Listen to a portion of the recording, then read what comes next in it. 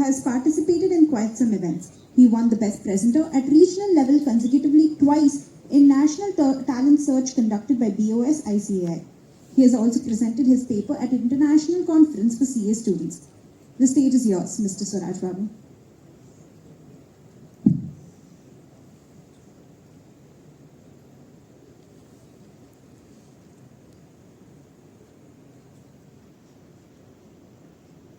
Do not put all your eggs in one basket. This was the proverb which we used to learn during our childhood days. But when it comes to investing, it has much wider implications. Good evening to one and all present over here, honorable members on the dais, off the dais, respected dignitaries, and my dear brothers and sisters. I am Swaraj Babu, going to present my paper on the topic, Unleashing the Power of Sectoral Investing. So, first have a bird's eye view of what all we are going to cover today. We'll look into the introduction, then we'll define what is a sector, the power of sectoral investing, the factors to be considered, and then we will conclude. Have you ever thought about this? What if we put all our money in a single company? It would be quite risky as walking like this, right? Alpha, gamma, beta. Are we in a mathematics class? Audience? No. Yes, beta is the measure of systematic risk. And if we put all our investments in one particular stock, and if everything goes well for the company, our investments would be skyrocketing, as it was in the case of Anantaraj Limited. The share price moved from rupees 20 to 211 in just 2.5 years. But the same might not be viable at all times, especially when the stock markets are volatile and the economic conditions are sensitive. So, it is always advisable to diversify your investments across various sectors. And this is where the role of sectoral investing comes into play. Let us first understand what is a sector. A sector basically comprises of companies which are into similar businesses. For example, if we look at these companies like TCS, Infosys, Tech Mahindra, they comprise the IT sector of India. The companies like State Bank of India, Punjab National Bank and so on make up the banking sector of India. So why sectoral investing? This is so because we cannot generate sustainable returns for a longer period by focusing over one company only. Let us try to understand this with an example. This is the chart of Nippon India ETF Nifty PSU Bank Bs, which gave the returns of 71.5% for the year 2022. At the same time, let us compare this with one more company. Can you guess whose chart is this? Come on audience, you have to interact. Can you guess? I give you a hint. It is the largest PSU bank of our country. Oh, you are correct. SBI.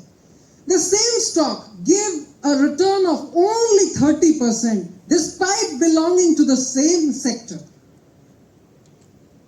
So, it is inevitable that we must diversify our investments even if we are investing in a particular sector across various companies.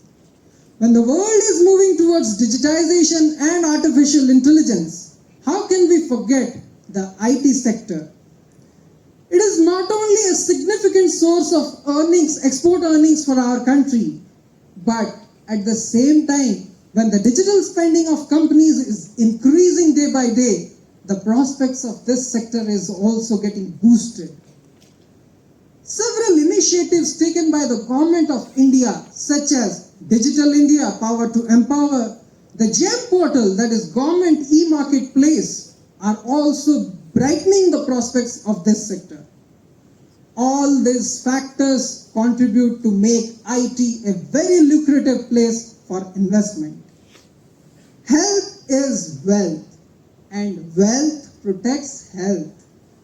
Now on, people are focusing on their well-being for a better life. So investment in pharma and healthcare sector is inevitable. After the COVID-19 pandemic, the demand for preventive healthcare checkup has risen in leaps and bounds.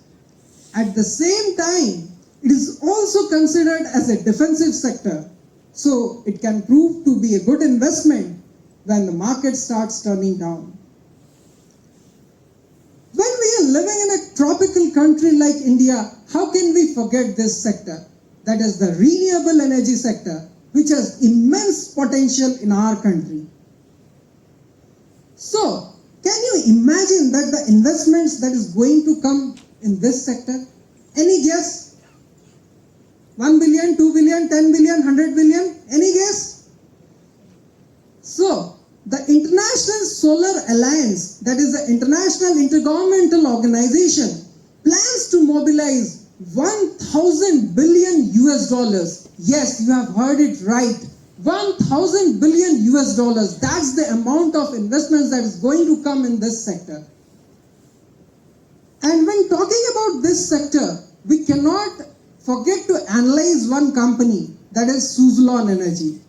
The company's share price fell down from 450 to rupees 2.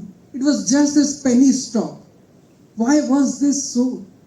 This was all because there was no awareness among the general public regarding renewable energy. The same company started giving positive returns when the government started focusing on renewable energy post 2020. The company's share price started moving up from a single digit, that is 2 rupees, to 25 rupees in just 3 years. Can you guess which sector are we going to discuss next? Defense. All right, it is the defense sector. From being a major importer of defense equipments, our country, India, is slowly moving towards export of defense equipments. The first instance being the export of BrahMos missile to Philippines. And after the completion of this deal, India is in advanced talk with 12 more countries to deliver the same system. These all developments have boosted the future of this sector.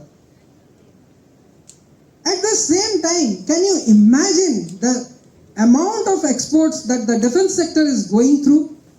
Can you have a guess? What was the defense sector exports of our country for the financial year 22-23?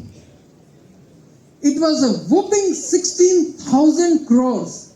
That was 23 times more what was it 10 years ago. And when we are talking of defense space, we cannot forget this stock, that is Hindustan Aeronautic Limited.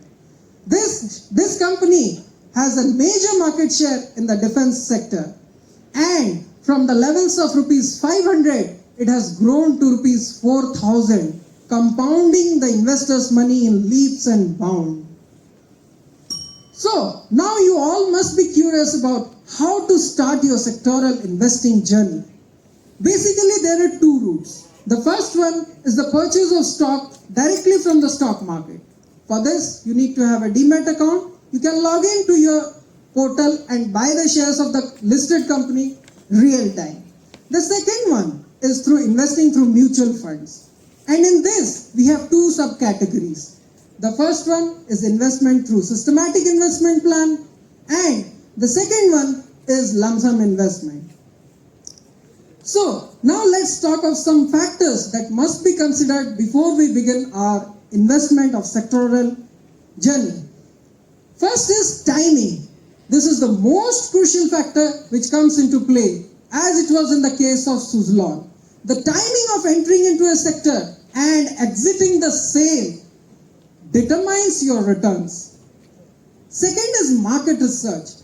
An investor who is planning to begin his journey of sectoral investing must do a thorough analysis of all the factors which are going to affect the sector in future. Third is hedging. A sector that is inversely proportional to the economy can be used as a hedge. Investors who are risk averse should hedge their investments to protect it.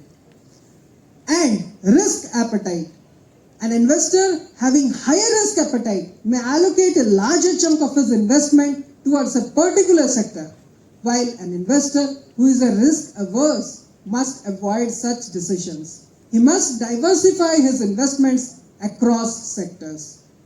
This is one of the favorites of all CA intermediate students, right? Strategic management, pestle analysis, political, economic, social, technological, legal, and environmental factors.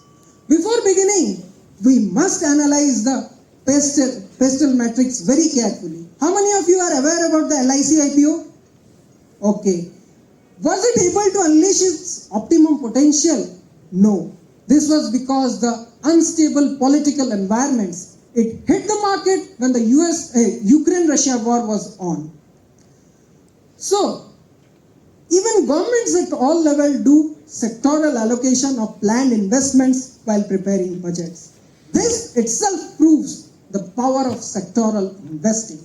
Now let's listen to the big bull, that is CA Rakesh Jhunjhunwala, what he has to say for young age investors like us. Audio.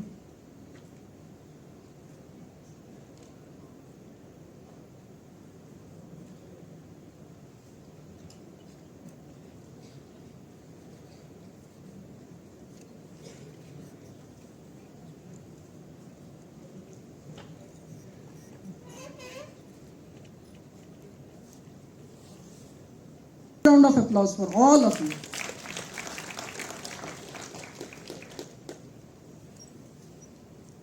Sir was telling about the power of SIPs, right?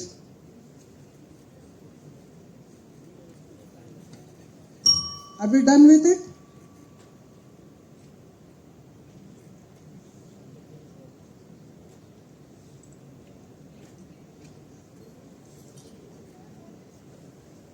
Ingredient for a young mind to start inculcating in her or him in order to be successful at this act?